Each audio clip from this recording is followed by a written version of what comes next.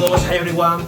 We are connecting today from Madrid, and we are really happy because we are with an incredible musician who has been recording and touring the world with some of the best artists on the planet.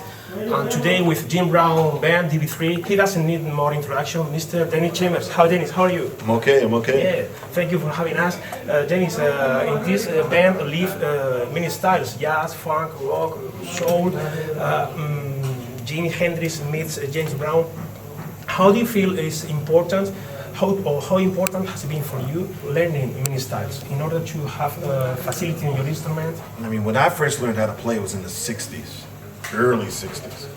And at my mom's house, she was before I was born, she was a background singer for Motown Records. And she was a big fan of music.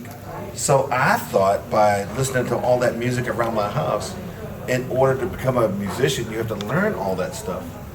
And then it wasn't until later, like in 1965, then I realized that, like jazz musicians were into jazz, funk guys were into funk, rock guys were definitely into rock, and, they had these categories. But by the time I figured that out, I was a big fan of all these different styles of music. And then I learned later, in order to become a great musician, you have to learn all styles of music. But, like for instance, like how many rock players do you know, honestly? How many rock players do you know? They play rock music and they get they're a band that make it successfully. And then the band break up, you don't hear anything about them. Yeah. Led Zeppelin, Yeah. Grand Funk Railroad, Humble Pie. All these bands, you don't hear nothing about these musicians anymore. And they're great musicians. But they're only great at one thing. Where a funk guy, who lend himself to play all styles of music. And therefore you become a better musician, like Jimi Hendrix. He loves the blues. He loves rock, blues, he loves funk, he loved classic music even, as I found out later, by talking to the engineer. And that's why, with Jimmy, like he experimented in the 70s. He hired a jazz drummer, which is, I can't think of his name, Mitch. Anyway, he hired him to play drums, and then he hired a bass player who played guitar. And then you have Cream. Cream was like Eric Clapton was a blues guy who hired Jack Bruce, who's a jazz bass player, and he hired Ginger Baker, who's a jazz drummer. And they became one of the greatest rock groups of the century, But, today, it's not the same anymore. Yeah. It's not the same, You got people who are trying to make artists or try to make groups, and like America's Got Talent. I don't know what goes on here. Yeah. I can only speak for what goes on in America. America Got Talent, and then they put all these people together, and then like they put this big production on. They win things, and then when they win things, what happens after that? One style, one song. Yeah, but what happens after that? Nothing. You don't hear anything about them. And then some of them, they have like beautiful faces, and they can't sing worth a damn. They got to put pitch riders on them and auto tune and all that kind of crap. Absolutely.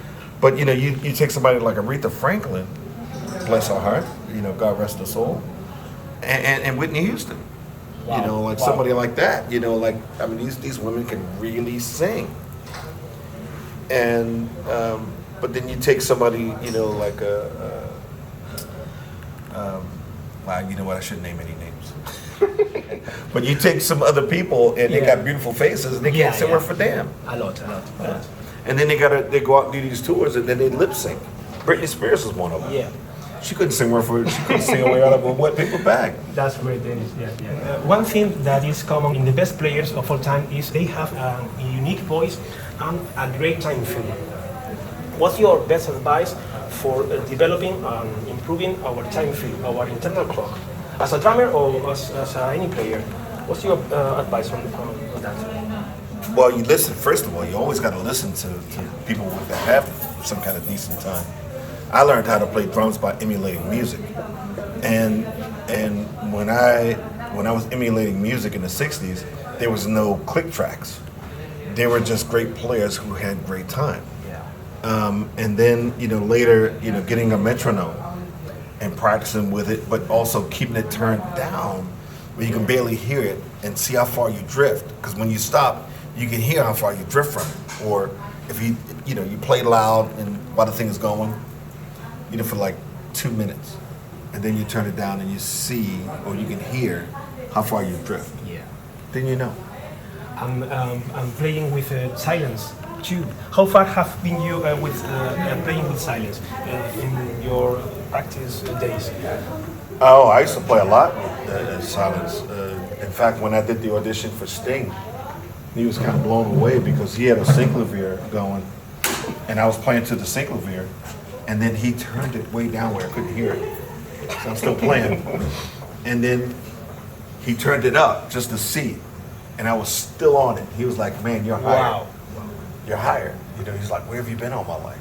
Yeah. It's been around, But what's next in your schedule after this incredible tour? Intense tour. Let me see. There's some things I can't mention right now, but there's one thing. When I get home, I go on the road with Mike Stern again. Wow. But then there's a new band that was put together with I don't know if you know David Sanchez, keyboard player. Yes? Yeah, David Sanchez, Jeff Berlin, and Osnoy. We're going to do a tour. Dennis, thank you for your time. Mr. Dennis Chambers.